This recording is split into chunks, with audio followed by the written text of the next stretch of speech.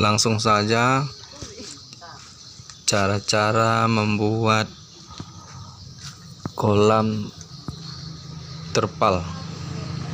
Pertama kita menyiapkan bahan-bahannya, terpal, kayu, kemudian kita bentuk seperti kolam.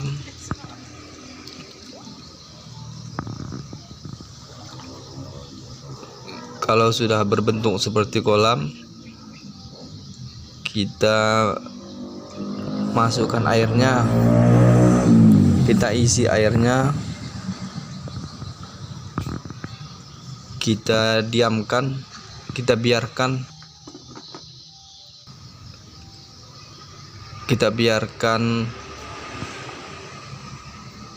airnya selama 1 minggu.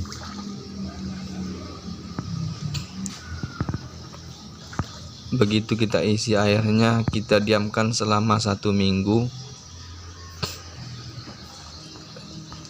Kemudian 1 minggu ke depan barulah kita isi bibit-bibit ikan lele. Seperti ini guys. Inilah bibit ikan lele.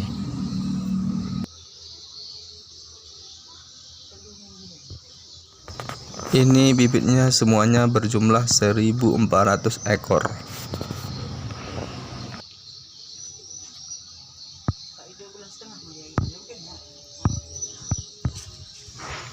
Waktu kita memberi makan, pastikan ikannya sudah makan semuanya. Karena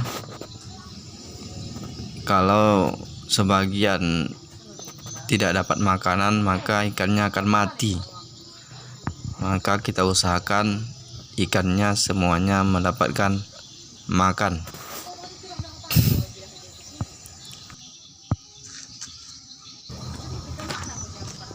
Buat teman-teman, jangan lupa di like dan subscribe agar saya lebih bersemangat untuk membuat video selanjutnya.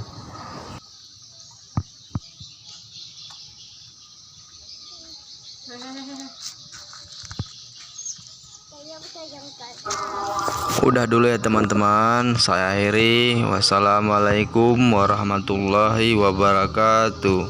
Sampai jumpa.